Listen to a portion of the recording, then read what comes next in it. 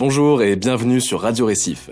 Comme vous le savez, les mois d'octobre et novembre sont l'occasion de grandes campagnes de sensibilisation et de prévention des cancers. Et dans ce cadre, aujourd'hui, EFI est accompagnée de Serge, assistant de service social du travail, et Jeanne, infirmière en santé au travail.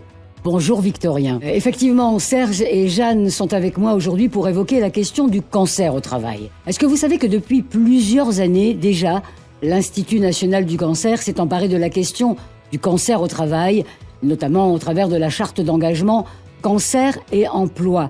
Une charte qui permet aux entreprises qui y adhèrent de disposer de pistes d'action spécifiques et concrètes.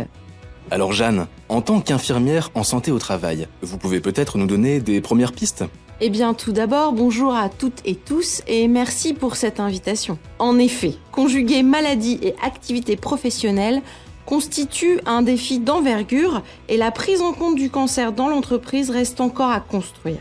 La peur d'évoquer la maladie, le manque de moyens, la méconnaissance des dispositifs aussi existants sont des obstacles qui contribuent à une dégradation de la situation professionnelle des personnes pendant, mais aussi après la maladie. Et quelles en sont les conséquences, Serge ? Alors, mon activité d'assistant de service social du travail me permet de constater fréquemment les conséquences économiques et sociales d'une pathologie telle que le cancer et l'importance, quand c'est possible, du maintien de l'activité professionnelle. Lorsqu'il est souhaité par le salarié et bien géré par l'entreprise, le maintien dans l'emploi améliore considérablement la qualité de vie des malades, les sécurise financièrement et participe au processus de rétablissement. En fait, Serge, si je comprends bien, conserver le lien professionnel à toutes les étapes de la maladie, ça tient une place importante dans la stratégie de prise en charge du cancer et ça aide à mieux vivre ses conséquences. Oui, en effet, EFI, et c'est l'un des grands axes déclinés en 11 engagements de la charte Cancer et Emploi. En anticipant le maintien et le retour en emploi des personnes atteintes par le cancer, on facilite l'adaptation de l'organisation à la situation spécifique du salarié et on améliore ses conditions de travail.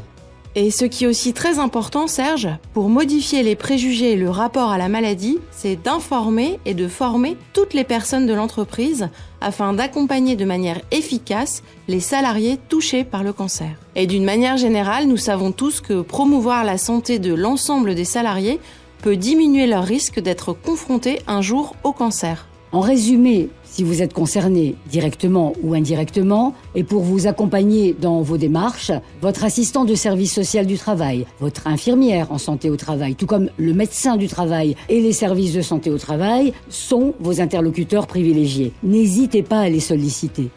Eh bien, merci à tous les trois pour cet éclairage sur le sujet cancer et emploi. À bientôt pour une prochaine émission.